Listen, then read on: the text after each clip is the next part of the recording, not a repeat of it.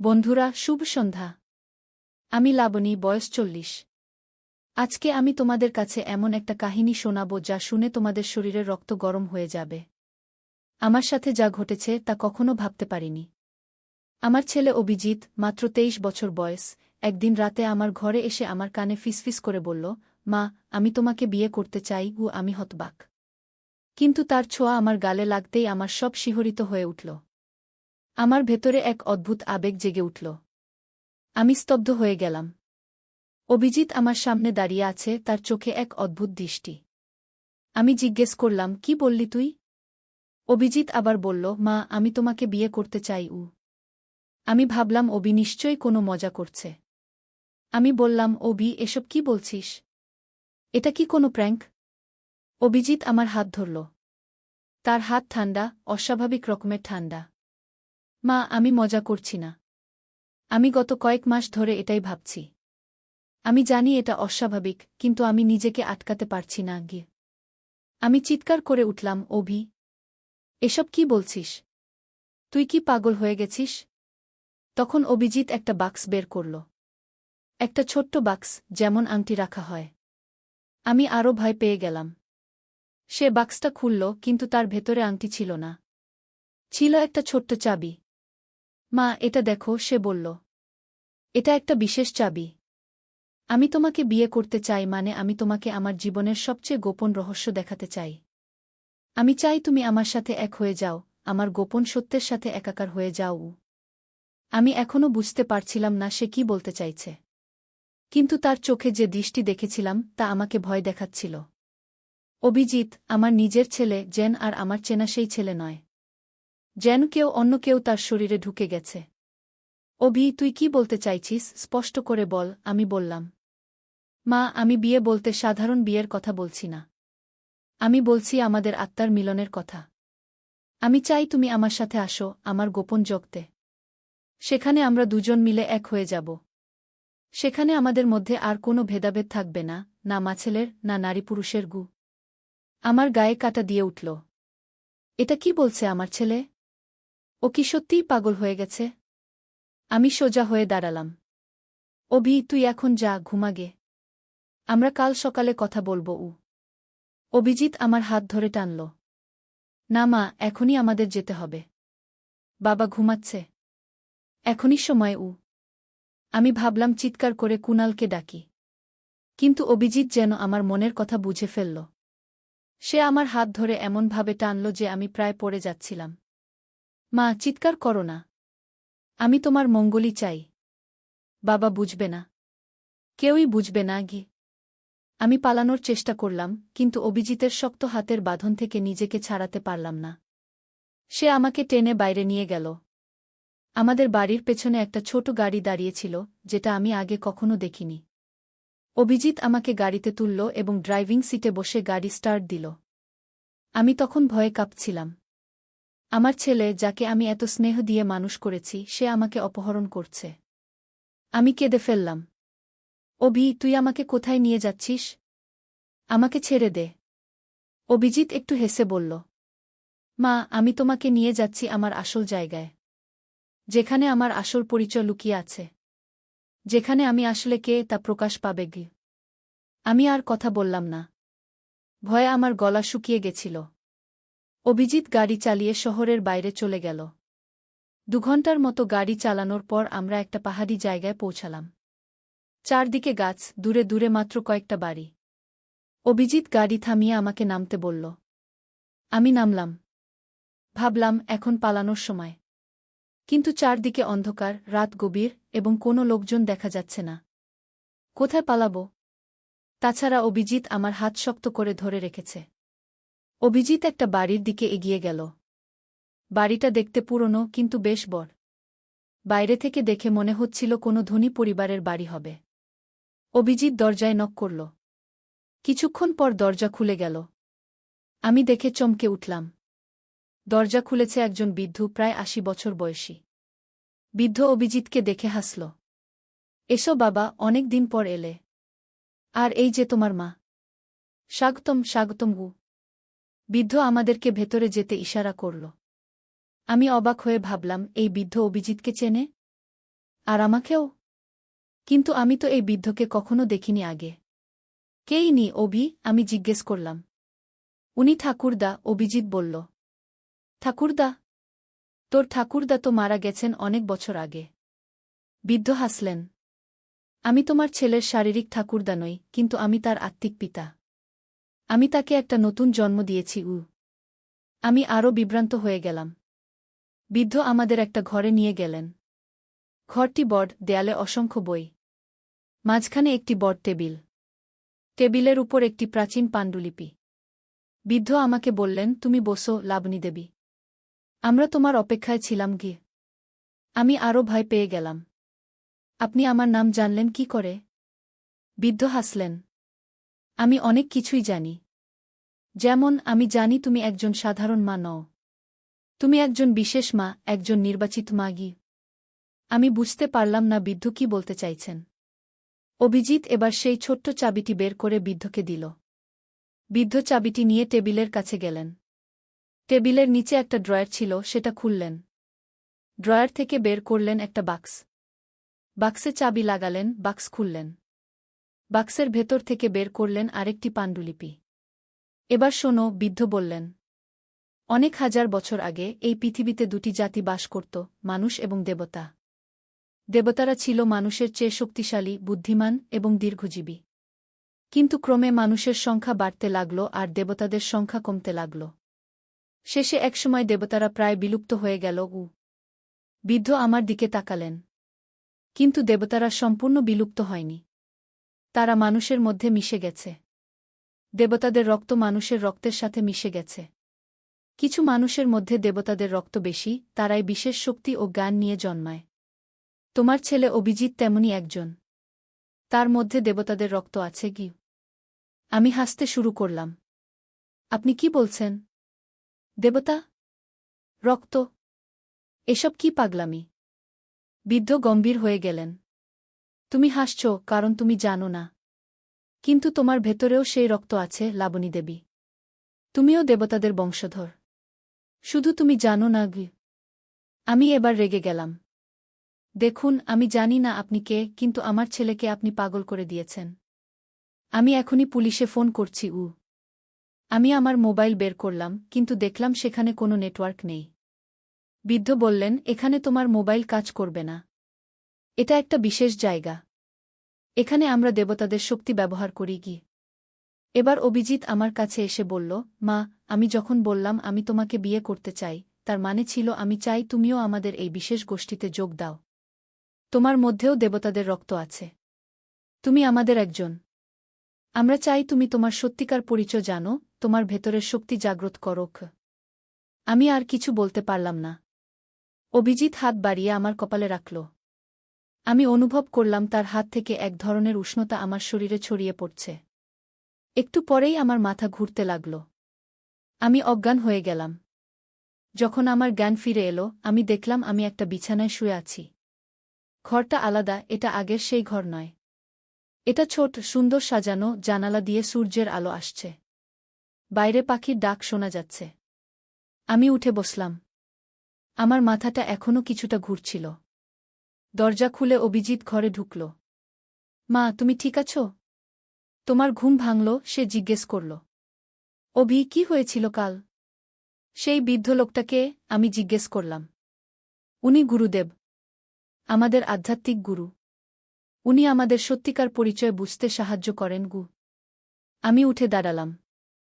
অভি, আমি বাড়ি যেতে চাই। তোর বাবা নিশ্চয়ই চিন্তায় আছে। আমি এসব বিশ্বাস করি না। আমাকে বাড়ি নিয়ে চল। অভিজিৎ দরজার কাছে দাঁড়িয়ে রইল। মা, তুমি আরেকদিন থাকো। গুরুদেব তোমাকে সব দেখাবেন। তারপর তুমি যদি যেতে চাও, আমি নিজেই তোমাকে বাড়ি পৌঁছে দেব। আমি বুঝলাম অভিজিৎ আমাকে সহজে যেতে দেবে না। আমি ভাবলাম একদিন অপেক্ষা করাই ভালো। তারপর সুযোগ বুঝে পালাব। ঠিক আছে, আমি বললাম। অভিজিৎ খুশি হয়ে গেল। চলো, নাস্তা করা যাক। আমরা একটা ডাইনিং রুমে গেলাম। সেখানে টেবিলে অনেক খাবার সাজানো। আশ্চর্যের বিষয়, সবই আমার পছন্দের খাবার। অভিজিৎ আমাকে বসতে বলল। আমি বসলাম এবং খেতে শুরু করলাম। খাবারগুলো অসাধারণ স্বাদের ছিল। খাওয়ার পরে অভিজিৎ আমাকে বাড়ির বাইরে নিয়ে গেল। বাইরে গিয়ে দেখলাম বাড়িটা একটা পাহাড়ের ঢালুতে অবস্থিত। নিচে একটা সুন্দর লেক, চারপাশে সবুজ গাছপালা। দূরে আরও কিছু বাড়ি দেখা যাচ্ছে। এটা আমাদের কমিউনিটি, অভিজিৎ বলল। এখানে আমরা একসাথে থাকি, একসাথে অনুশীলন করি, একসাথে শিখি। আমরা সবাই দেবতাদের বংশধর। আমাদের সবার মধ্যে সেই বিশেষ রক্ত আছে কি? আমি জিজ্ঞেস করলাম, কতজন লোক আছে এখানে? প্রায় ১০০ জন, অভিজিৎ বলল। তুই কবে থেকে এখানে আসা শুরু করলি? আমি জিজ্ঞেস করলাম।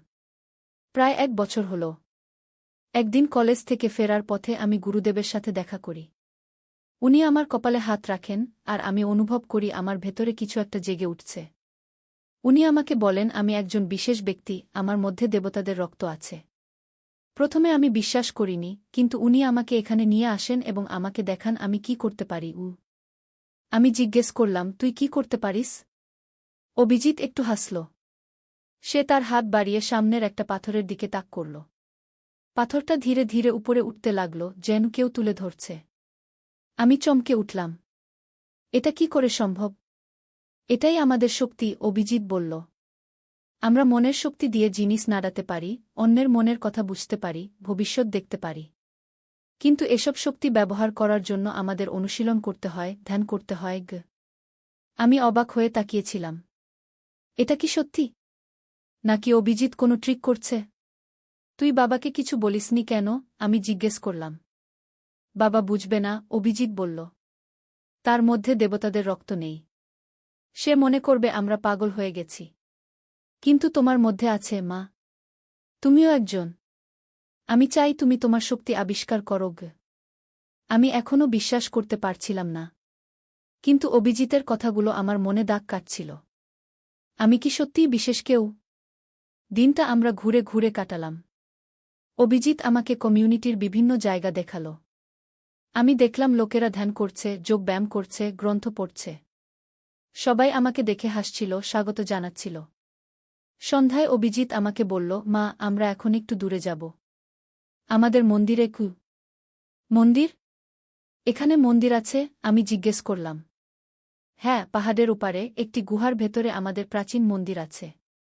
সেখানেই আমাদের গোপন পাণ্ডুলিপি এবং শক্তির উৎস রয়েছে। গুরুদেব সেখানে আমাদের অপেক্ষা করছেন। আমি ভয় পেয়ে গেলাম, কিন্তু এটাই আমার পালানোর সুযোগ হতে পারে ভেবে রাজি হলাম। আমরা গাড়িতে করে যাত্রা শুরু করলাম। গাড়ি একটা কাঁচা রাস্তা ধরে পাহাড়ের দিকে উঠতে লাগল। প্রায় আধ ঘণ্টা পর গাড়ি একটা সমতল জায়গায় থামল। সেখান থেকে হেঁটে যেতে হবে। অন্ধকার ঘন হয়ে উঠেছিল। অভিজিৎ একটা টর্চ জ্বালাল। এই পথ ধরে, সে বলল। আমরা হাঁটতে লাগলাম। চারপাশের জঙ্গল থেকে বিচিত্র সব শব্দ আসছিল। পাখি, কীটপতঙ্গ এবং অন্যান্য প্রাণীর ডাক। আমি ভয়ে কাঁপছিলাম। প্রায় ২০ মিনিট হাঁটার পর আমরা একটা বিশাল পাথরের সামনে এসে দাঁড়ালাম। পাথরটি দেখে মনে হচ্ছিল একটা বিশাল দরজা। অভিজিৎ হাত বাড়িয়ে পাথরে স্পর্শ করল এবং কিছু মন্ত্র আওড়াল। আস্তে আস্তে পাথরটি সরে গেল এবং একটা গুহাপথ প্রকাশ পেল। এভাবে আমি বিস্মিত হয়ে জিজ্ঞেস করলাম। হ্যাঁ, মা। আমরা মনের শক্তিতে পাথরকেও নাড়াতে পারি, অভিজিৎ বলল। আমি তখনও বিস্মিত ছিলাম। এসব কি সত্যি? নাকি আমি কোনো স্বপ্ন দেখছি? এখন আমাদের কি করতে হবে? আমি জিজ্ঞেস করলাম। গুরুদেব বললেন, আমাদের এখন আরও অনেক দেবসন্তানকে খুঁজে বের করতে হবে। যাদের মধ্যে আমাদের রক্ত আছে তাদের জাগিয়ে তুলতে হবে। একসময় আমরা আবার আমাদের হারানো রাজত্ব ফিরে পাব। আমি একটু চিন্তিত হয়ে পড়লাম। আমরা কি মানুষদের ক্ষতি করব? গুরুদেব হাসলেন। না, লাবণী দেবী। আমরা মানুষদের রক্ষা করব। আমরা তাদের সাহায্য করব। আমাদের জ্ঞান ও শক্তি দিয়ে আমরা এই পৃথিবীকে আরও উন্নত করব। মানুষ এখন নিজেদের ধ্বংস করে ফেলছে, যুদ্ধ, দূষণ, লোভ। আমরা তাদের নতুন পথ দেখাব। আমি ভাবলাম, হয়তো এটাই সত্যি। হয়তো আমরা সত্যিই বিশেষ এবং আমাদের একটা উদ্দেশ্য আছে। কিন্তু আমার স্বামী? আমি জিজ্ঞেস করলাম। কুনাল? সে কি জানে? অভিজিৎ বলল, বাবার মধ্যে দেবরক্ত নেই, মা। কিন্তু সে আমাদের পরিবারের অংশ। আমরা তাকে রক্ষা করব। গুরুদেব আমার হাত ধরলেন। এখন তোমাকে তোমার শক্তি নিয়ন্ত্রণ করতে শিখতে হবে। এটা সহজ নয়, কিন্তু আমরা তোমাকে সাহায্য করব গো। নদীর ধারে এক গ্রাম। প্রথম অধ্যায়, শুরুর কথা। পদ্মা নদীর ধারে ছোট্ট একটা গ্রাম, নামটা হল কুসুমপুর। এই গ্রামে বাস করত একটা ছেলে, তার নাম রাকিব। রাকিবের বয়স মাত্র ২২ বছর। লেখাপড়ায় ভালো ছিল সে, কিন্তু টাকার অভাবে ঢাকা বিশ্ববিদ্যালয়ে ভর্তি পরীক্ষা দিতে পারেনি। এখন গ্রামের স্কুলে পড়ায়। মাসে বেতন পায় ১০,০০০ টাকা। রাকিবের বাবা মারা গেছেন ৩ বছর আগে। মা আছেন, ছোট্ট একটা বোন আছে, নাম মিথিলা। মিথিলার বয়স ১৫, এইচএসসি পরীক্ষা দেবে আগামী বছর। রাকিবের স্বপ্ন ছিল মিথিলাকে ডাক্তার বানাবে। কিন্তু স্বপ্ন আর বাস্তবের মধ্যে অনেক দূরত্ব। শীতের সকাল, কুয়াশায় ঢাকা গ্রাম। রাকিব স্কুলে যাওয়ার জন্য তৈরি হচ্ছে। মা খাবার দিয়েছে একটা টিফিন বক্সে, ভাত আর ডিম ভাজি। রাকিব সাইকেল নিয়ে বেরিয়ে পড়ল। স্কুল ৫ কিলোমিটার দূরে। পথে যেতে যেতে রাকিব ভাবছিল তার জীবনের কথা। এই গ্রামে আর কতদিন থাকবে? ঢাকায় গিয়ে কিছু করা যায় কি না? কিন্তু মা আর মিথিলাকে রেখে কিভাবে যাবে? মনটা খারাপ হয়ে গেল। স্কুলে পৌঁছে দেখল হেড স্যার দাঁড়িয়ে আছেন। হেড স্যার মানিক স্যার, বয়স ৫০-এর কাছাকাছি। ভালো মানুষ। রাকিবকে অনেক স্নেহ করেন। রাকিব, একটু আমার রুমে এসো, মানিক স্যার বললেন। রাকিব রুমে ঢুকল। মানিক স্যার বললেন, তুমি তো জানো আমাদের স্কুলের অবস্থা ভালো না। সরকারি অনুদান কমে গেছে। আমরা হয়তো তোমার বেতন আর বাড়াতে পারব না গি। রাকিবের মনটা ভেঙে গেল। কিন্তু সে কিছু বলল না। শুধু মাথা নেড়ে বলল, বুঝতে পারছি স্যার। তবে একটা খবর আছে, মানিক স্যার বললেন। শুনেছি জেলা শহরে একটা এনজিও শিক্ষক খুঁজছে। বেতন ভালো, ১৫,০০০ টাকা। তুমি চাইলে আবেদন করতে পারো। রাকিব একটু ভাবল। জেলা শহর মানে প্রায় ৩০ কিলোমিটার দূরে। রোজ যাওয়া আসা করা মুশকিল। থাকতে হবে সেখানে। স্যার, আমি ভেবে দেখি। রাকিব বলল। ক্লাস শুরু হল। রাকিব বাচ্চাদের বাংলা পড়াচ্ছে। ছোট্ট ছোট্ট মুখ, সবাই মন দিয়ে শুনছে। রাকিব ভাবল, এই বাচ্চাদের ছেড়ে কিভাবে যাবে? স্কুল ছুটির পর রাকিব বাড়ি ফিরল। মা রান্না করছে। মিথিলা পড়াশোনা করছে। রাকিব মাকে বলল এনজিওর কথা। মা চুপ করে রইল কিছুক্ষণ। তারপর বলল, ভাই, তুমি যা ভালো মনে করো তাই করো। আমরা সামলে নেব। কিন্তু রাকিব দেখল মায়ের চোখে পানি। দ্বিতীয় অধ্যায়, নতুন সিদ্ধান্ত। সেই রাতে রাকিব ঘুমাতে পারল না। বারবার একই চিন্তা মাথায় আসছে। কি করবে? এখানে থাকবে নাকি নতুন জায়গায় যাবে? পরদিন শুক্রবার। ছুটির দিন। রাকিব সকালে উঠে নদীর ধারে গেল। পদ্মা নদী। শীতকালে পানি কমে যায়, বালুর চর জেগে ওঠে। রাকিব একটা চরের উপর বসল। দূরে মাছ ধরা নৌকা দেখা যাচ্ছে। রাকিব ছোটবেলার কথা ভাবল। বাবা জীবিত ছিলেন তখন। বাবাও মাছ ধরতেন। একদিন নৌকা উল্টে গিয়ে বাবা ডুবে মারা যান। সেদিন থেকে রাকিবের জীবন বদলে গেল। লেখাপড়া ছেড়ে দিতে হল। মাকে সাহায্য করতে হল। হঠাৎ কেউ পেছন থেকে ডাকল, রাকিব ভাই। রাকিব ফিরে তাকাল। দেখল তার বন্ধু সাজিদ দাঁড়িয়ে আছে। সাজিদ ঢাকায় থাকে, প্রাইভেট কোম্পানিতে চাকরি করে। গ্রামে এসেছে ঈদের ছুটিতে। সাজিদ, কবে এলি? রাকিব খুশি হল। গতকাল এলাম। তোর খোঁজেই এসেছিলাম। সাজিদ পাশে বসল। দুই বন্ধু অনেকক্ষণ গল্প করল। সাজিদ বলল তার চাকরির কথা, ঢাকার জীবনযাপনের কথা। রাকিব শুনল চুপচাপ। তারপর সাজিদ জিজ্ঞেস করল, তুই এই গ্রামে আর কতদিন পড়ে থাকবি? ঢাকায় চলে আয় না। আমি তোকে চাকরি খুঁজে দেবগু। রাকিব মাথা নাড়ল। মা আর মিথিলাকে রেখে কিভাবে যাব? ওদেরকে নিয়ে আয়। ঢাকায় ভাড়া বাসায় থাকবি, সাজিদ বলল। তোকে তো জানি। ঢাকায় এক রুম ভাড়া নিতে কত টাকা লাগে? আমার সামর্থ্য আছে। রাকিব তিক্ত হাসল। সাজিদ কিছু বলল না। সে জানে রাকিবের সমস্যা। দুপুরে রাকিব বাড়ি ফিরল। মা খাবার দিয়েছে। ভাত, ডাল আর একটা মাছ। রাকিব খেতে খেতে ভাবছিল, জীবনটা কেন এত কঠিন? খাওয়ার পর মিথিলা এল। ভাইয়া, আমার পরীক্ষার ফি দিতে হবে। 5,000 টাকা গু। রাকিবের মাথায় হাত। এই মাসে বেতন পাবে 10,000 টাকা। তার মধ্যে বাড়ি ভাড়া 3,000, মায়ের ওষুধ 2,000, খরচপাতি 3,000। পরীক্ষার ফি দেবে কোথা থেকে? চিন্তা করিস না, ব্যবস্থা হবে কি, রাকিব বলল। কিন্তু ব্যবস্থা হবে কিভাবে? রাকিব জানে না। সেই রাতে রাকিব মন স্থির করল। সে জেলা শহরে এনজিওর চাকরির জন্য আবেদন করবে। 15,000 টাকা হলে অনেক কিছু করা যাবে। তৃতীয় অধ্যায়, নতুন পথ। সোমবার সকালে রাকিব জেলা শহরে গেল। এনজিওর অফিস খুঁজে পেল। একটা 3তলা বিল্ডিং। ভেতরে ঢুকে নাম লিখল রিসেপশনে। কিছুক্ষণ পর ডাক পড়ল। একটা রুমে ঢুকল রাকিব। দেখল একজন ভদ্রমহিলা বসে আছেন। বয়স 40-এর কাছাকাছি। হাসি মুখ। বসুন। আপনার নাম? মহিলা জিজ্ঞেস করলেন। রাকিব। রাকিব হোসেন। আপনার সার্টিফিকেট? রাকিব ব্যাগ থেকে সার্টিফিকেট বের করে দিল। মহিলা দেখলেন। আপনি গ্রামে পড়ান? মহিলা জিজ্ঞেস করলেন। জি ইমাম। 3 বছর ধরে। ভালো। আমরা গ্রামের স্কুলে কাজ করি। আপনার অভিজ্ঞতা কাজে লাগবে গু। মহিলা আরও কিছু প্রশ্ন করলেন। রাকিব উত্তর দিল। তারপর মহিলা বললেন, ঠিক আছে, আমরা আপনাকে জানাব। 1 সপ্তাহের মধ্যে ফোন করব। রাকিব বের হয়ে এল। মনটা একটু হালকা লাগল। হয়তো চাকরি হবে। কিন্তু সমস্যা হলো অন্য জায়গা। রাকিব গ্রামে ফিরে দেখল মা অসুস্থ হয়ে পড়েছে। জ্বর হয়েছে। ডাক্তার ডেকে আনতে হল। ডাক্তার ওষুধ লিখে দিল। ওষুধের দাম 1,000 টাকা। রাকিবের পকেটে 5 টাকা ছিল। বাকি 5 টাকা ধার করতে হল পাশের বাড়ির কাকার কাছে। মা শুয়ে শুয়ে বলল, ভাই তুমি জেলা শহরে চাকরি নিও না। আমরা এখানে থাকি। না মা, তোমার চিকিৎসার জন্য টাকা লাগবে। মিথিলার পড়াশোনার জন্য টাকা লাগবে। আমাকে ভালো চাকরি করতে হবে কি? রাকিব বলল। পরের সপ্তাহে রাকিবের ফোন এল। এনজিও থেকে চাকরি হয়েছে। পরের মাস থেকে জয়েন করতে হবে। রাকিব খুশি হল।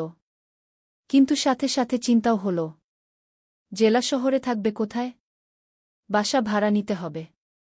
সেই টাকা কোথায়? রাকিব মানিক স্যারের কাছে গেল। সব বলল। মানিক স্যার শুনলেন। তারপর বললেন, তুমি চিন্তা করো না। আমার জেলা শহরে একটা ছোট্ট ফ্ল্যাট আছে। খালি পড়ে আছে। তুমি সেখানে থাকতে পারো। প্রথম 3 মাস ভাড়া লাগবে না আগে। রাকিবের চোখে পানি এল। স্যার, আপনি তুমি ভালো ছেলে। তোমার উন্নতি হোক, এটাই চাই। মানিক স্যার হাসলেন। রাকিব স্যারের পা ছুঁয়ে সালাম করল। চতুর্থ অধ্যায়, জেলা শহরে নতুন জীবন। পরের মাসের প্রথম দিনে রাকিব জেলা শহরে চলে এল। মা আর মিথিলা গ্রামে রইল। রাকিব ঠিক করল সপ্তাহে একদিন গ্রামে যাবে। মানিক স্যারের ফ্ল্যাট ছোট্ট কিন্তু পরিষ্কার। একটা রুম, একটা রান্নাঘর, একটা বাথরুম। রাকিব নিজের জিনিসপত্র গুছিয়ে রাখল। পরদিন এনজিও অফিসে গেল। কাজ শুরু হল। রাকিবকে দায়িত্ব দেওয়া হল 5টা গ্রামের স্কুল দেখাশোনা করার। সপ্তাহে 3 দিন স্কুলে যেতে হবে, বাকি দিন অফিসে। প্রথম দিন রাকিব একটা গ্রামে গেল। স্কুলটা খুবই খারাপ অবস্থায়। ছাদ দিয়ে পানি পড়ে। বেঞ্চ ভাঙা। শিক্ষক মাত্র 2 জন। ছাত্রছাত্রী প্রায় 150। রাকিব শিক্ষকদের সাথে কথা বলল। তারা বলল অনেক সমস্যার কথা। বেতন কম। সরকারি সাহায্য নেই। অনেক বাচ্চা স্কুল ছেড়ে দিয়েছে। রাকিব বুঝল এখানে অনেক কাজ করার আছে। সে মনস্থির করে ভালোভাবে কাজ করবে। সন্ধ্যায় রাকিব ফ্ল্যাটে ফিরল। একা একা রান্না করল। ভাত আর ডিম ভাজি। খেয়ে শুয়ে পড়ল। মায়ের কথা মনে পড়ল। মিথিলার কথা মনে পড়ল। রাকিব মাকে ফোন করল। মা, কেমন আছো? ভালো আছি। তুমি খেয়েছ? মা জিজ্ঞেস করল। হ্যাঁ মা। তুমি ওষুধ খেয়েছ তো? খেয়েছি। মিথিলা পড়াশোনা করছে। তুমি চিন্তা করো না আগে। ফোন রেখে রাকিব ঘুমিয়ে পড়ল। দিন যাচ্ছে। রাকিব কাজে মন দিচ্ছে। সে দেখছে স্কুলগুলোর অবস্থা ধীরে ধীরে ভালো হচ্ছে। এনজিও থেকে সাহায্য আসছে। নতুন বেঞ্চ এসেছে। ছাদ মেরামত হয়েছে। শিক্ষকদের ট্রেনিং দেওয়া হচ্ছে। রাকিব খুশি।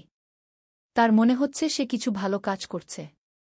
3 মাস পর রাকিব প্রথম বেতন পেল। 15,000 টাকা। রাকিব সাথে সাথে 10,000 টাকা মাকে পাঠিয়ে দিল। বাকি 5,000 টাকা দিয়ে নিজের খরচ চালাবে। মা ফোন করে কাঁদল। ভাই, তুমি এত টাকা পাঠালে তোমার কি হবে? মা, তুমি চিন্তা করো না। আমার হয়ে যাবে। তুমি ভালো থাকো গো। রাকিবের মনে হল জীবনে প্রথমবার সে কিছু করতে পারছে। 5ম অধ্যায়, নতুন বন্ধুত্ব। এনজিও অফিসে রাকিবের সহকর্মী অনেক। তার মধ্যে একজন মেয়ে আছে, নাম তানিয়া। তানিয়া ঢাকা থেকে এসেছে। লেখাপড়া করেছে ঢাকা বিশ্ববিদ্যালয়ে। খুব মেধাবী। কিন্তু গ্রামের মানুষের জন্য কাজ করতে চায়। তাই এনজিওতে জয়েন করেছে। তানিয়া আর রাকিব প্রায় একসাথে মাঠে কাজ করে। স্কুলে যায়। শিক্ষকদের সাথে কথা বলে। বাচ্চাদের পড়ায়। ধীরে ধীরে তানিয়া আর রাকিবের মধ্যে বন্ধুত্ব হল। তানিয়া রাকিবকে অনেক কিছু শেখায়। কিভাবে প্রজেক্ট প্ল্যান করতে হয়, কিভাবে রিপোর্ট লিখতে হয়, কিভাবে মানুষের সাথে কথা বলতে হয়। রাকিব তানিয়াকে শেখায় গ্রামের জীবন সম্পর্কে, গ্রামের মানুষের সমস্যা সম্পর্কে, কিভাবে তাদের সাহায্য করা যায়। একদিন তানিয়া রাকিবকে জিজ্ঞেস করল, তুমি কি বিয়ে করেছ? রাকিব হেসে বলল, না। বিয়ের কথা ভাবার সময় নেই। এখন পরিবারের দায়িত্ব আছে গু। তোমার পরিবার কেমন? তানিয়া জিজ্ঞেস করল। রাকিব তার মা আর মিথিলার কথা বলল। বাবার মৃত্যুর কথা বলল। কিভাবে সে সংসার চালাচ্ছে সেই কথা বলল।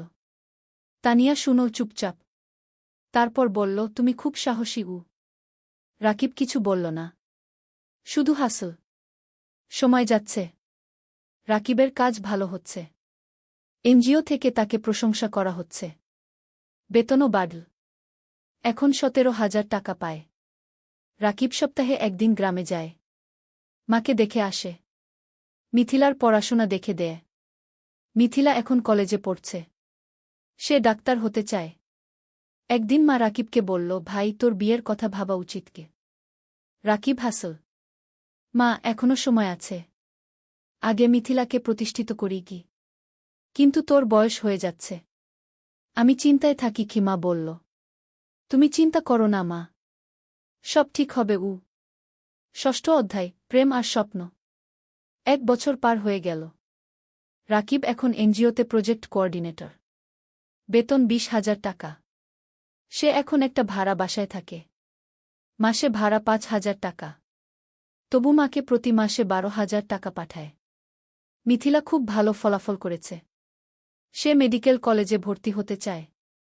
কিন্তু ভর্তি পরীক্ষার জন্য কোচিং করতে হবে। কোচিং ফি অনেক। রাকিব চিন্তায় পড়ল। কোথা থেকে টাকা আসবে? তানিয়া বুঝতে পারল রাকিবের সমস্যা। একদিন সে বলল, রাকিব, তুমি কিছু চিন্তিত মনে হচ্ছে কি? রাকিব মিথিলার কথা বলল। তানিয়া বলল, আমি আমার এক বন্ধুকে জানি। সে ঢাকায় মেডিকেল কোচিং সেন্টার চালা। আমি তাকে বলবো। হয়তো কম ফিতে তোমার বোনকে ভর্তি করে নেবে গি। রাকিব অবাক হল। তুমি এত সাহায্য করছো কেন? তানিয়া চুপ করে রইল কিছুক্ষণ। তারপর বলল, কারণ তুমি ভালো মানুষ গ। রাকিব কিছু বলল না। কিন্তু মনের ভেতর একটা অনুভূতি হল। পরের সপ্তাহে তানিয়া তার বন্ধুর সাথে রাকিবের কথা হল। বন্ধু রাজি হল মিথিলাকে অর্ধেক ফিতে ভর্তি করতে। রাকিব খুশিতে আত্মহারা। সে তানিয়াকে ধন্যবাদ দিল বারবার। তানিয়া হেসে বলল, ধন্যবাদ না, একটা ট্রিট দাও উ। রাকিব তানিয়াকে নিয়ে গেল একটা রেস্টুরেন্টে। দুজন একসাথে খাবার খেল। অনেক গল্প করল। হাসল। খাওয়ার পর বাইরে বের হয়ে তানিয়া বলল, রাকিব, আমি তোমাকে একটা কথা বলতে চাই উ। বলো উ। তানিয়া একটু থেমে বলল, আমি তোমাকে ভালোবাসি ই। রাকিব স্তব্ধ হয়ে গেল। কি বলবে বুঝতে পারল না। তানিয়া বলল, আমি জানি এটা হঠাৎ শোনাচ্ছে। কিন্তু 1 বছর ধরে তোমার সাথে কাজ করছি। তোমার চরিত্র, তোমার পরিবারের প্রতি দায়িত্ববোধ, তোমার সততা, সব কিছু দেখেছি। তুমি আমার মনে জায়গা করে নিয়েছ। রাকিব কিছুক্ষণ চুপ করে রইল। তারপর বলল, তানিয়া, আমি জানি না কি বলবো। তুমি ঢাকার মেয়ে, উচ্চশিক্ষিত। আমি একজন সাধারণ গ্রামের ছেলে। আমার পরিবার গরিব। আমার অনেক দায়িত্ব আছে গিউ। তানিয়া রাকিবের হাত ধরল। এগুলো আমার কাছে কোনো সমস্যা নয়। আমি তোমাকে চাই, তোমার টাকা বা স্ট্যাটাস নয় গিউ। রাকিবের চোখে পানি এল। তানিয়া, আমি তোমাকে কিছু দিতে পারব না গি। তুমি আমাকে ভালোবাসা দিতে পারবে, সততা দিতে পারবে। এটাই যথেষ্ট। রাকিব তানিয়ার দিকে তাকাল। তারপর বলল, আমিও তোমাকে ভালোবাসি, কিন্তু ভয় পাচ্ছি। কিসের ভয়? তানিয়া জিজ্ঞেস করল। ভয় পাচ্ছি তোমার পরিবার রাজি হবে না। ভয় পাচ্ছি আমি তোমাকে সুখী করতে পারব না গি। তানিয়া হাসল। আমার পরিবার আমাকে বিশ্বাস করে। আমি যদি খুশি থাকি, তারা খুশি থাকবে। আর তুমি আমাকে সুখী করতে পারবে কিনা সেটা সময় বলবে। আমরা একসাথে চেষ্টা করব। সেই রাতে রাকিব ঘুমাতে পারল না। সারারাত তানিয়ার কথা ভাবল। জীবনে প্রথমবার কেউ তাকে এভাবে ভালোবাসল। সপ্তম অধ্যায়, বাধা আর চ্যালেঞ্জ। পরের সপ্তাহে রাকিব গ্রামে গেল। মাকে সব কথা বলল। তানিয়ার কথা, প্রেমের কথা। মা শুনল চুপচাপ। তারপর বলল, মেয়ে কেমন? খুব ভালো মা। তুমি তাকে দেখলে পছন্দ করবে গি। তার পরিবার রাজি হবে? আমরা তো গরিব। খিমা চিন্তিত হল। তানিয়া বলেছে তার পরিবার তাকে বিশ্বাস করে। সমস্যা হবে না গি। মিথিলা খুশি হল। ভাইজা, তুমি বিয়ে করছ? আমি ভাবির সাথে দেখা করব। রাকিব হাসল।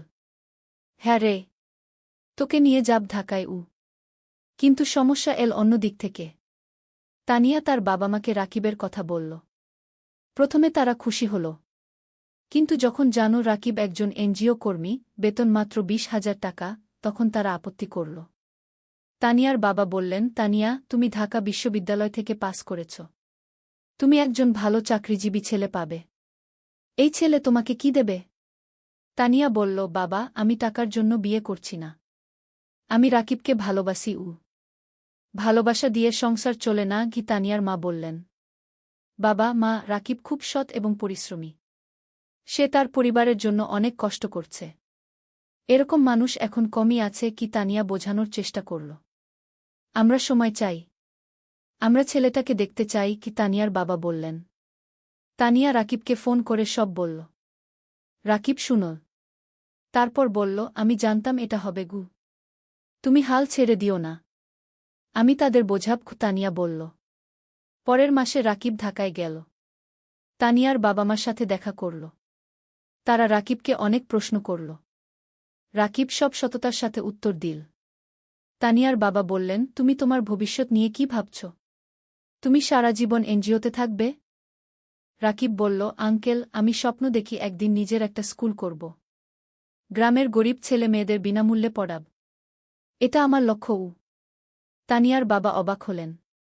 তুমি কি জানো একটা স্কুল খুলতে কত টাকা লাগে? জানি আঙ্কেল। কিন্তু আমি বিশ্বাস করি যদি সততার সাথে চেষ্টা করি, একদিন সফল হব। তানিয়ার বাবা কিছু বললেন না।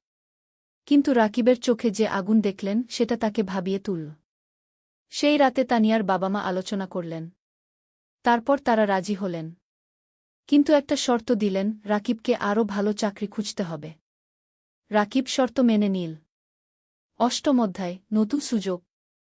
বিয়ের প্রস্তুতি শুরু হল। কিন্তু রাকিব চিন্তায় ছিল। বিয়েতে অনেক খরচ হবে। সেই টাকা কোথায়? তানিয়া বলল, আমরা সিম্পল বিয়ে করব। বেশি খরচ করব না আগে। কিন্তু তানিয়ার পরিবার বড় বিয়ে চায়। অনেক আত্মীয় স্বজন আছে। রাকিব টেনশনে ছিল। তখন মানিক স্যার তাকে ডাকলেন। স্যার বললেন, রাকিব, আমি শুনেছি তোমার বিয়ে হবে। আমি তোমাকে একটা উপহার দিতে চাই। স্যার একটা খাম দিলেন। খামে ছিল 50,000 টাকা। রাকিবের চোখ বড় হয়ে গেল। স্যার, এটা আমি নিতে পারব না গি। এটা উপহার। তুমি আমার ছাত্রের মতো। তুমি অবশ্যই নেবে। স্যার জোর করলেন। রাকিব স্যারকে জড়িয়ে ধরল। স্যার, আপনি আমার জন্য অনেক কিছু করেছেন গি। তুমি ভালো থাকো। এটাই চাই। এদিকে রাকিবের ভাগ্য ঘুরতে শুরু করল। একদিন এনজিওর ডিরেক্টর রাকিবকে ডাকলেন। বললেন, রাকিব, তোমার কাজ আমরা খুব পছন্দ করেছি। আমরা একটা নতুন প্রজেক্ট শুরু করছি। তুমি প্রজেক্ট ম্যানেজার হবে। বেতন হবে ৩৫,০০০ টাকা গু। রাকিব বিশ্বাস করতে পারল না। ৩৫,০০০ টাকা! এত টাকা কখনো কল্পনাও করেনি। স্যার, সত্যি? রাকিব জিজ্ঞেস করল। হ্যাঁ। তুমি যোগ্য। তুমি পারবে কি? ডিরেক্টর বললেন। রাকিব সাথে সাথে তানিয়াকে ফোন করল। তানিয়া খুশিতে চিৎকার করল। সেই সন্ধ্যায় রাকিব মাকে ফোন করল। সব বলল। মা কাঁদতে লাগল। খুশির কান্না। ভাই, আল্লাহ তোমার ভালো করেছে। তুমি অনেক কষ্ট করেছ কি? মা বলল। মা, এখন আমরা ভালো থাকব। মিথিলার পড়াশোনা ভালো হবে। তুমি সুস্থ থাকবে গু।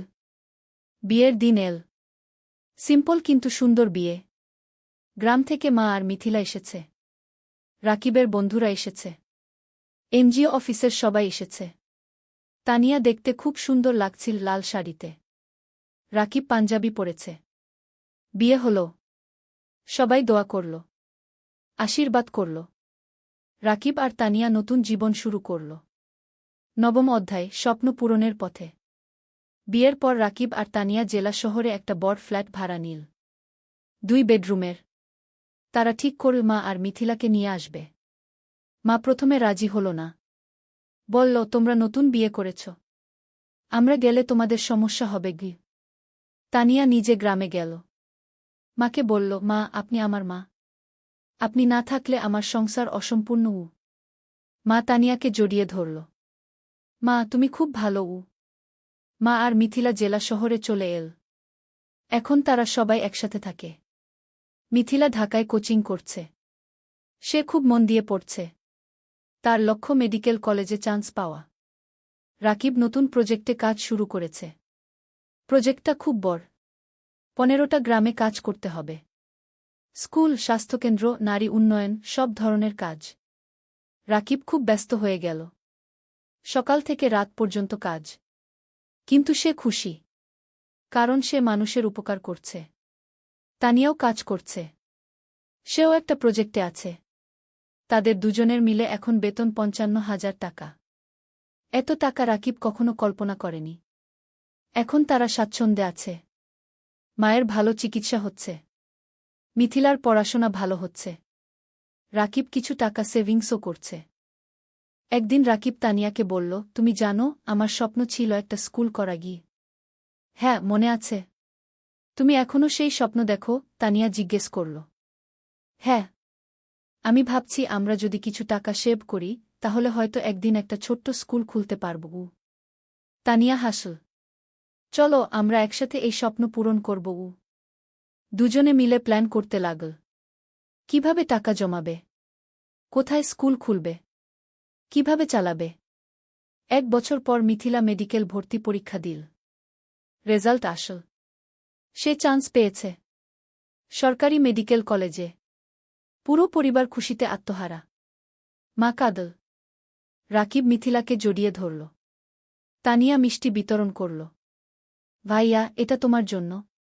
তুমি আমার জন্য সব ত্যাগ করেছ। মিথিলা কাঁদতে কাঁদতে বলল।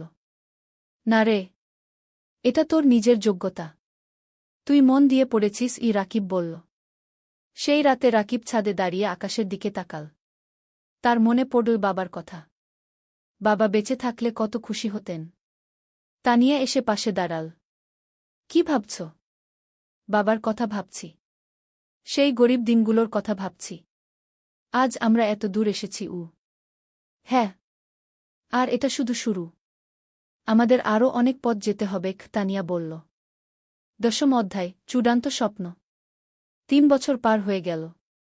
রাকিব এখন এনজিওর সিনিয়র প্রজেক্ট ম্যানেজার। বেতন ৫০,০০০ টাকা। Tania project coordinator. বেতন ৪০,০০০ টাকা। মিথিলা এখন মেডিকেল কলেজের 3য় বর্ষে। সে খুব ভালো পড়ছে। তার লক্ষ্য একজন ভালো ডাক্তার হওয়া এবং গ্রামের মানুষের সেবা করা। মা এখন সুস্থ। তার মুখে হাসি ফিরে এসেছে। রাকিব আর তানিয়া এই 3 বছরে প্রায় 10 লক্ষ টাকা সেভ করেছে। এখন তারা ঠিক করেছে স্বপ্নের স্কুল খুলবে। রাকিব গ্রামে গিয়ে একটা জমি কিনল। 2 বিঘা জমি। সেখানে স্কুল করবে। তারা ব্যাংক থেকে লোন নিল। আরও 5 লক্ষ টাকা। মোট 15 লক্ষ টাকা দিয়ে স্কুল তৈরি করা শুরু হল। মানিক স্যার অনেক সাহায্য করলেন। তিনি স্কুলের ডিজাইন করে দিলেন, শিক্ষক খুঁজে দিলেন। 6 মাস পর স্কুল তৈরি হল। নাম দেওয়া হল আলোর পাঠশালা গু। স্লোগান, শিক্ষাই আলো, শিক্ষাই মুক্তি গু। স্কুলে গরিব পরিবারের বাচ্চারা বিনামূল্যে পড়বে, ধনী পরিবারের বাচ্চারা কম ফিতে পড়বে। এই ফি দিয়ে স্কুল চলবে। স্কুল খোলার দিন গ্রামের সব মানুষ এল। জেলা প্রশাসক এলেন উদ্বোধন করতে। মানিক স্যার, এনজিওর ডিরেক্টর, সবাই এলেন। রাকিব মাইকে দাঁড়িয়ে বলল, আমি একসময় খুব গরিব ছিলাম, লেখাপড়া করতে পারিনি ঠিকমতো, কিন্তু আমি হাল ছাড়িনি। আজ আমি এই স্কুল করলাম যাতে গ্রামের কোনো বাচ্চাকে টাকার অভাবে লেখাপড়া ছাড়তে না হয়। সবাই হাততালি দিল। তানিয়া বলল, এই স্কুল শুধু আমার স্বামীর স্বপ্ন নয়, আমার স্বপ্ন। আমরা চাই এই গ্রামের প্রতিটা বাচ্চা শিক্ষিত হোক। আবার হাততালি। স্কুল চালু হল। প্রথম দিন 50 জন বাচ্চা ভর্তি হল। দ্বিতীয় মাসে 100, তৃতীয় মাসে 200। রাকিব আর তানিয়া সপ্তাহে 3 দিন স্কুলে যায়। বাচ্চাদের পড়ায়, শিক্ষকদের ট্রেনিং দেয়া, স্কুল দেখাশোনা করে। মিথিলা ছুটির দিনে স্কুলে এসে বাচ্চাদের স্বাস্থ্য চেক আপ করে বিনামূল্যে। মা রান্না করে বাচ্চাদের খাওয়ায়। অনেক বাচ্চা গরিব পরিবার থেকে আসে, তারা দুপুরে খায় না, মা তাদের খাওয়ায়। 2 বছর পর স্কুলে 5 বাচ্চা পড়ছে, 10 জন শিক্ষক আছে। স্কুল ভালোভাবে চলছে। জেলার মধ্যে কি আলোর পাঠশালা কি একটা আদর্শ স্কুল হিসেবে পরিচিতি পেয়েছে। একাদশ অধ্যায়, জীবনের পূর্ণতা। 5 বছর পর রাকিবের বয়স এখন 33, তানিয়ার বয়স 31। তাদের একটা মেয়ে হয়েছে। নাম রাখা হয়েছে অনন্যা। অনন্যার বয়স 2 বছর। মিথিলা এখন ডাক্তার। সে একটা সরকারি হাসপাতালে কাজ করছে। সে গ্রামের মানুষের বিনামূল্যে সেবা দেয়া। মা সুস্থ এবং খুশি। তার নাতনি অনন্যাকে নিয়ে সময় কাটায়। আলোর পাঠশালা কি এখন জেলার সেরা স্কুলগুলোর একটা। এখানে 1000 বাচ্চা পড়ছে, 20 জন শিক্ষক আছে। স্কুলের রেজাল্ট খুব ভালো। রাকিব আর তানিয়া এখন আর এনজিওতে কাজ করে না। তারা পুরোপুরি স্কুলেই সময় দেয়া। তারা আরও 2টো স্কুল খোলার পরিকল্পনা করছে। একদিন রাকিব স্কুলের ছাদে দাঁড়িয়ে আছে। তানিয়া এসে পাশে দাঁড়াল, হাতে চায়ের কাপ। কি ভাবছ? তানিয়া জিজ্ঞেস করল। ভাবছি আমাদের যাত্রার কথা। 8 বছর আগে আমি একজন গরিব স্কুল শিক্ষক ছিলাম। আজ আমার নিজের স্কুল আছে। 1000 বাচ্চা পড়ছে গু। হ্যাঁ, আমরা অনেক দূর এসেছি, কিন্তু আরও অনেক পথ বাকি, কুতানিয়া বলল। জানো, কখনো কখনো মনে হয় স্বপ্ন দেখা ভালো। স্বপ্ন মানুষকে বাঁচিয়ে রাখে। আমি স্বপ্ন দেখেছিলাম বলে আজ এখানে এসেছি। তানিয়া রাকিবের হাত ধরল। আর আমি তোমাকে বিশ্বাস করেছিলাম বলে তোমার স্বপ্ন আমার স্বপ্ন হয়ে গেল গো। দুজন চুপচাপ দাঁড়িয়ে রইল।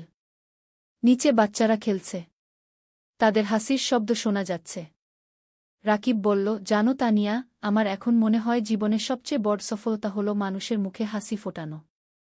টাকা, প্রতিষ্ঠা সব তুচ্ছ যখন দেখি একটা গরিব বাচ্চা আমাদের স্কুলে পড়ে ভালো রেজাল্ট করছে। গি তানিয়া মাথা নাড়ল। একদম ঠিক। তুমি জানো, গত সপ্তাহে সেই রহিম নামের ছেলেটা এসেছিল, যে 3 বছর আগে আমাদের স্কুলে ভর্তি হয়েছিল? হ্যাঁ, মনে আছে। তার বাবা রিকশা চালায়। সে ক্লাসে ফার্স্ট হয়েছে। তার বাবা এসে আমার পা ছুঁয়ে কাঁদছিল। বলছিল, আপনারা না থাকলে আমার ছেলে লেখাপড়া শিখতে পারত না। রাকিবের চোখ ভিজে গেল। এই মুহূর্তগুলোর জন্যই আমরা কাজ করি। গিয়ে হঠাৎ অনন্যা দৌড়ে এল। বাবা, বাবা, দেখো আমি কি এঁকেছি। রাকিব মেয়েকে কোলে তুলে নিল। অনন্যা একটা ছবি দেখাল। একটা স্কুল, সামনে অনেক বাচ্চা। এটা কি? রাকিব জিজ্ঞেস করল। এটা আমাদের স্কুল। দাদু বলেছে তুমি এই স্কুল বানিয়েছ গো, অনন্যা বলল। রাকিব মেয়ের কপালে চুমু খেল। হ্যাঁ রে, একদিন তুইও বড় হয়ে ভালো কিছু করবি গ। আমি ডাক্তার হব, মাসির মতো। তারপর গরিব মানুষদের দেখব, অনন্যা বলল। তানিয়া হাসল। দেখছ, আমাদের পরবর্তী প্রজন্ম স্বপ্ন দেখছে গু। দ্বাদশ অধ্যায় নতুন চ্যালেঞ্জ। কিন্তু জীবন কখনো সোজা পথে চলে না। একদিন রাকিব খবর পেল স্কুলের জমি নিয়ে সমস্যা হয়েছে। একজন স্থানীয় রাজনীতিবিদ দাবি করছে জমিটা তার। রাকিব চিন্তায় পড়ে গেল। সে আইনজীবীর সাথে দেখা করল। আইনজীবী বলল, কাগজপত্র দেখাও। রাকিব সব কাগজ দেখাল। আইনজীবী দেখে বলল, তোমার কাগজ ঠিক আছে, কিন্তু ওই লোক ক্ষমতাবান, সে ঝামেলা করবে। তাহলে কি করব? রাকিব জিজ্ঞেস করল।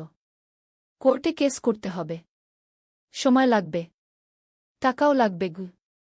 রাকিব বাড়ি ফিরে তানিয়াকে সব বলল। তানিয়া শুনল। তারপর বলল, আমরা লড়ব, আমরা সত্যের পক্ষে আছি। কেস শুরু হল।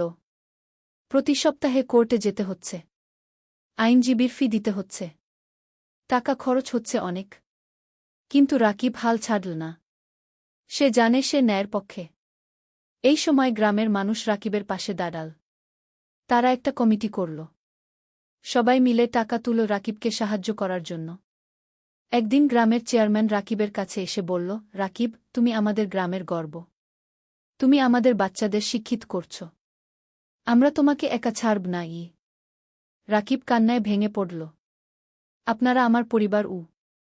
মানিক স্যারও সাহায্য করলেন। তিনি জেলা প্রশাসকের সাথে কথা বলল। প্রশাসক বিষয়টা দেখলেন। 6 মাস পর কোর্ট রায় দিল রাকিবের পক্ষে। জমি রাকিবেরই। সেই দিন স্কুলে উৎসব হল। সবাই খুশি। বাচ্চারা নাচল, গাইল। রাকিব মাইকে বলল, আজ আমরা জিতেছি। কিন্তু এটা শুধু আমার জয় নয়, এটা আমাদের সবার জয়, সত্যের জয়। ত্রয়োদশ অধ্যায় সম্প্রসারণ। কেস জেতার পর রাকিবের আত্মবিশ্বাস বেড়ে গেল। সে ঠিক করল আরও একটা স্কুল খুলবে, পাশের জেলায়। তানিয়া রাজি হল। তারা আবার সেভিংস শুরু করল। এই সময় একটা বড় সুখবর এল। একটা আন্তর্জাতিক এনজিও তাদের স্কুলের কথা শুনেছে। তারা সাহায্য করতে চায়। এনজিওর একজন প্রতিনিধি এল আলোর পাঠশালাগু দেখতে। সে সব দেখল। শিক্ষকদের সাথে কথা বলল, বাচ্চাদের সাথে কথা বলল। তারপর সে রাকিবকে বলল, আমরা আপনার কাজে মুগ্ধ। আমরা আপনাকে 10 লক্ষ টাকা গ্রান্ট দিতে চাই নতুন স্কুলের জন্য। রাকিব বিশ্বাস করতে পারল না। 10 লক্ষ টাকা? সত্যি? রাকিব জিজ্ঞেস করল। হ্যাঁ। আপনি একটা প্রস্তাব লিখে পাঠান, আমরা অনুমোদন করব। রাকিব আর তানিয়া রাত দিন পরিশ্রম করে প্রস্তাব লিখল, পাঠিয়ে দিল। 1 মাস পর অনুমোদন এল। 10 লক্ষ টাকা। রাকিব পাশের জেলায় জমি কিন। নতুন স্কুল তৈরি শুরু হল। এবার আরও বড় স্কুল, আরও ভালো সুবিধা। মিথিলা বলল, ভাইজা, নতুন স্কুলে একটা হেলথ ক্লিনিক বানাও, আমি সপ্তাহে একদিন এসে বাচ্চাদের দেখব। চমৎকার আইডিয়া, রাকিব বলল। নতুন স্কুলে একটা হেলথ ক্লিনিকও তৈরি হল। মিথিলা আর তার 2 জন সহকর্মী ডাক্তার সেখানে বিনামূল্যে সেবা দেয়া। নতুন স্কুলের নাম দেওয়া হল আলোর পাঠশালা, দুগ। এখানেও গরিব বাচ্চারা বিনামূল্যে পড়ে। 1 বছরে দ্বিতীয় স্কুলেও 5 বাচ্চা ভর্তি হল। রাকিবের স্বপ্ন আরও বড় হল। সে ভাবল জেলার প্রতিটা গ্রামে একটা করে স্কুল করবে। চতুর্দশ অধ্যায় পুরস্কার। 3 বছর পর রাকিব এখন 40 বছরের। তার 5টা আলোর পাঠশালাগু আছে, 5টা জেলায়। প্রায় 3000 বাচ্চা পড়ছে। 2 শিক্ষক কাজ করছে। একদিন রাকিব একটা ফোন পেল, ঢাকা থেকে, শিক্ষা মন্ত্রণালয় থেকে। আপনি রাকিব হোসেন? ফোনে একজন জিজ্ঞেস করল। জিউ, আপনাকে জানাতে পেরে আনন্দিত যে আপনার নাম জাতীয় শিক্ষা পুরস্কারের জন্য নির্বাচিত হয়েছে। আপনি গ্রামীণ শিক্ষায় অসামান্য অবদান রেখেছেন। রাকিব স্তব্ধ হয়ে গেল। জাতীয় পুরস্কার? সত্যি? রাকিব জিজ্ঞেস করল। হ্যাঁ, আগামী মাসে ঢাকায় অনুষ্ঠান হবে, মাননীয় প্রধানমন্ত্রী পুরস্কার দেবেন। রাকিব ফোন রেখে তানিয়াকে জড়িয়ে ধরল। তান, আমরা জাতীয় পুরস্কার পেয়েছি। তানিয়া কাঁদতে লাগল। খুশির কান্না। তুমি পেরেছ, তুমি সত্যিই পেরেছ। মা খবর শুনে কাঁদল। ভাই, তোর বাবা বেঁচে থাকলে কত খুশি হতো। মিথিলা বলল, ভাইজা, তুমি আমার হিরো গো। অনন্যা এখন ৭ বছর বলল, বাবা তুমি সবচেয়ে ভালো বাবা। পুরস্কারের দিন। ঢাকা বঙ্গভবন। রাকিব স্যুট পরেছে। তানিয়া শাড়ি পরেছে। মা, মিথিলা, অনন্যা সবাই গেছে। মানিক স্যারও গেছে। তিনি রাকিবকে বললেন, আমি গর্বিত তোমার শিক্ষক ছিলাম গ। অনুষ্ঠানে অনেক মানুষ। রাকিবের নাম ডাকা হল। সে মঞ্চে উঠল। প্রধানমন্ত্রী তাকে পুরস্কার দিলেন। একটা ক্রেস্ট, একটা সার্টিফিকেট আর ৫ লক্ষ টাকা। রাকিব মাইকে দাঁড়িয়ে বলল, আমি একজন সাধারণ গ্রামের ছেলে। আমার বাবা রিকশা চালাতেন। আমি গরিব পরিবার থেকে এসেছি। কিন্তু আমি স্বপ্ন দেখতে ছাড়িনি। আজ আমি এখানে দাঁড়িয়ে বলতে পারি, যে কেউ পারে যদি সে চেষ্টা করে। পুরো হল হাততালিতে মুখরিত হল। এই পুরস্কার শুধু আমার নয়। এটা আমার স্ত্রী তানিয়ার, আমার মায়ের, আমার বোন মিথিলার, আমার গুরু মানিক স্যারের, আর আমার সেই সব বাচ্চাদের যারা আলোর পাঠশালায় পড়ছে। আবার হাততালি। অনুষ্ঠান শেষ হল। সবাই বাড়ি ফিরল। সেই রাতে রাকিব ব্যালকনিতে দাঁড়িয়ে আকাশের দিকে তাকাল। তার মনে পড়ল সেই দিনের কথা যখন সে পদ্মা নদীর ধারে বসে ভাবছিল জীবন দিয়ে কি করবে। আজ সেই জীবন কত বদলে গেছে। তানিয়া এসে পাশে দাঁড়াল। কি ভাবছ? ভাবছি আমরা কত দূর এসেছি। আর ভাবছি আমাদের এখনো কত কাজ বাকি। হ্যাঁ, আমাদের স্বপ্ন এখনো শেষ হয়নি, তানিয়া বলল। ৫০ অধ্যায়, উত্তরাধিকার। আরও ৫ বছর কেটে গেল। রাকিবের বয়স এখন ৪৫। তার ১০টা আলোর পাঠশালাগু আছে। ১০টা জেলায়। ৬,০০০ বাচ্চা পড়ছে। ৪ শিক্ষক কাজ করছে। মিথিলা এখন একজন সফল ডাক্তার। সে নিজের একটা হাসপাতাল খুলেছে। গরিব মানুষদের বিনামূল্যে চিকিৎসা দেয়া। অনন্যা এখন ১২ বছর। সে আলোর পাঠশালাতেই পড়ছে। সে খুব মেধাবী। তার স্বপ্ন শিক্ষক হওয়া। বাবার মতো। মা এখন অনেক বয়স্ক, কিন্তু সুস্থ। সে নাতিনাতনীদের নিয়ে সময় কাটায়। হ্যাঁ, রাকিবের এখন ২ সন্তান। অনন্যার পরে একটা ছেলে হয়েছে। নাম অনির্বাণ। বয়স ৫ বছর। রাকিব এখন একটা বড় শিক্ষা প্রতিষ্ঠানের প্রতিষ্ঠাতা। তার কাজের স্বীকৃতি সারা দেশে। বিদেশ থেকেও মানুষ আসে তার স্কুল দেখতে। কিন্তু রাকিব এখনও সেই সাধারণ মানুষই আছে। সে নিজে স্কুলে যায়। বাচ্চাদের পড়ায়। তাদের সাথে খেলে।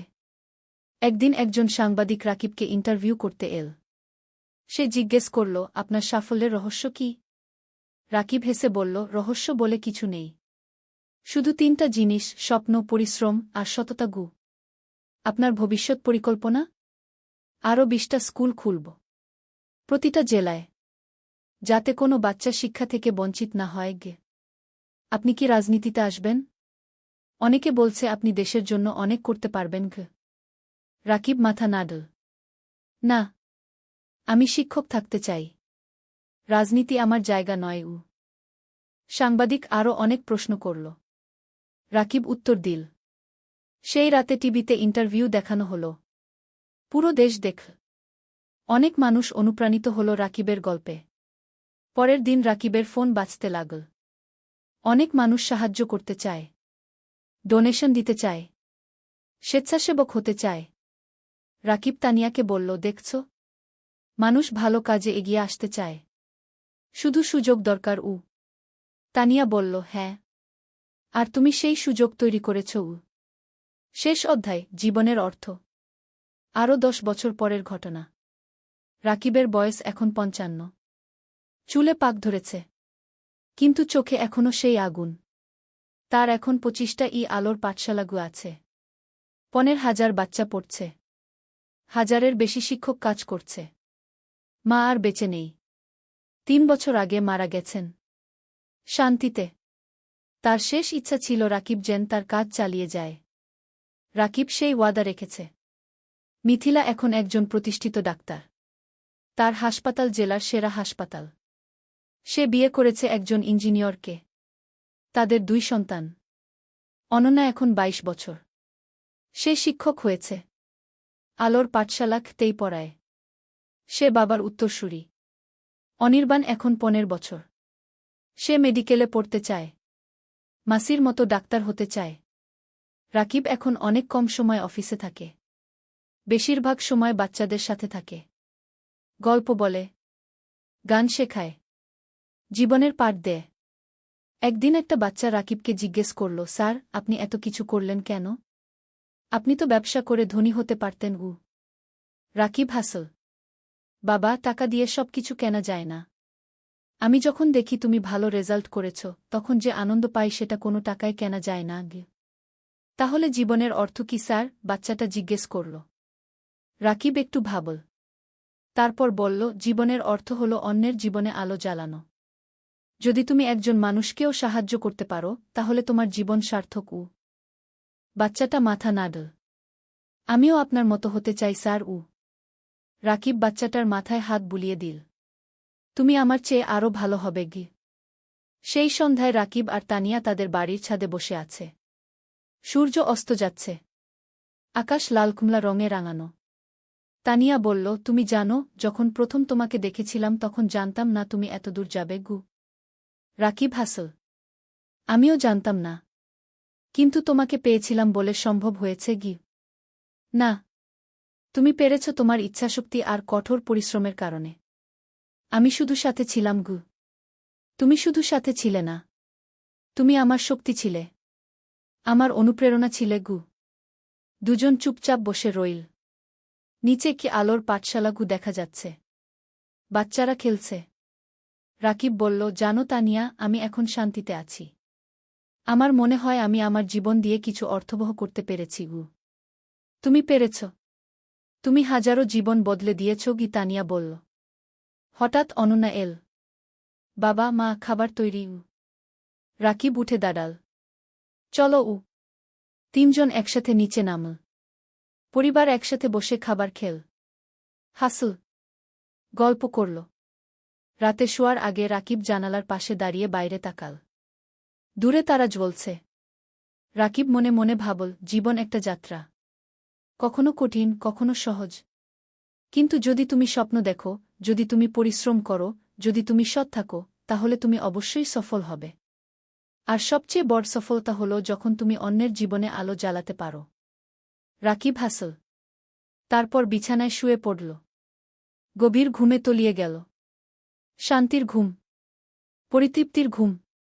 কারণ সে জানে তার জীবন সার্থক হয়েছে, তার স্বপ্ন পূরণ হয়েছে। আর এটাই জীবনের সবচেয়ে বড় পাওয়া।